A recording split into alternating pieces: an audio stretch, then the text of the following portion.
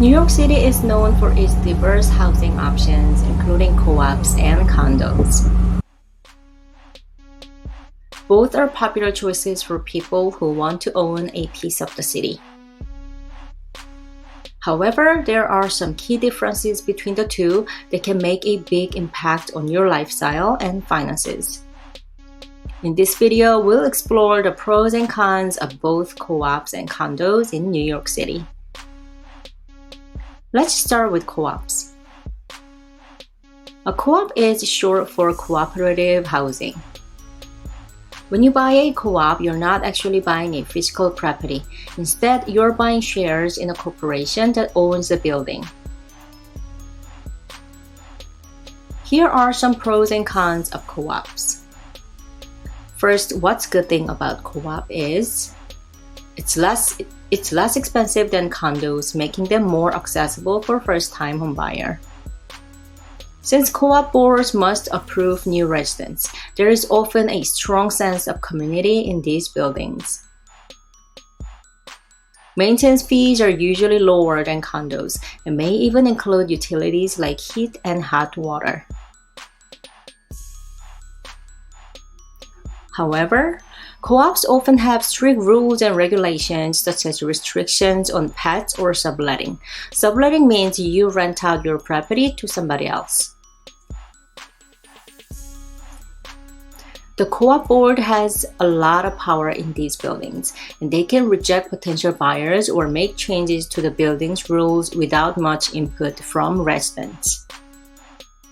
Co-ops often require a larger down payment than condos, and you may need to have a certain amount of cash reserves.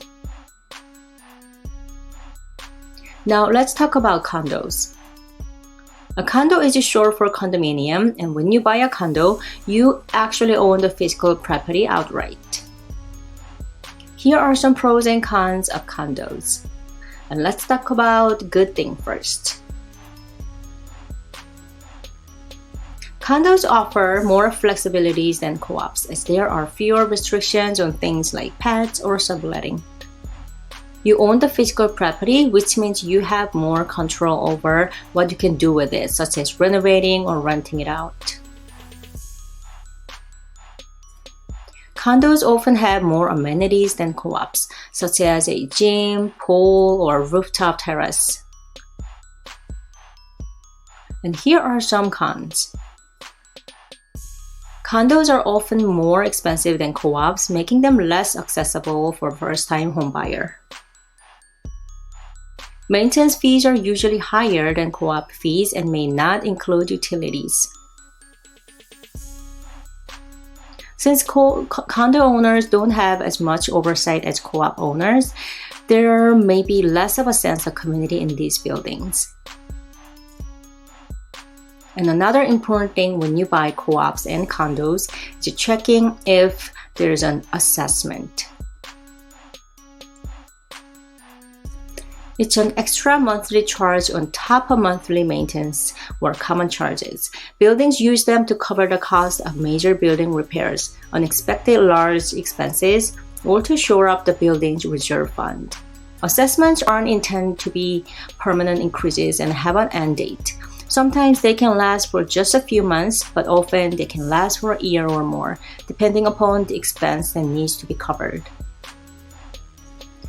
Are assessments a bad sign? Not necessary. As mentioned previously, assessments are often used to pay for major building repairs. So if an assessment was employed to update the building lobby or ventilation system or install a new roof, there are all great things for the value of your property going forward. However, using assessments too often could be a sign that the building has financial issues, especially if their building reserve fund is low.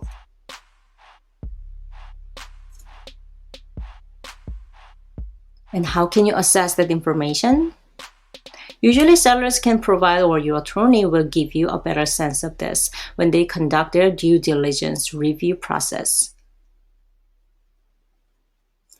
If you're the first-time buyer looking for a more affordable option, a co-op might be the way to go. However, if you're looking for more flexibility and control over your property, a condo might be a better choice. Ultimately, the decision comes down to your personal preferences and priorities.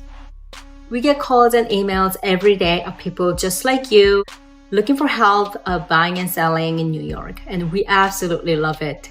Whether you're buying in 9 days or 90 days, give us a call, shoot us a text, or send us an email so we can help you to make a smooth move to New York.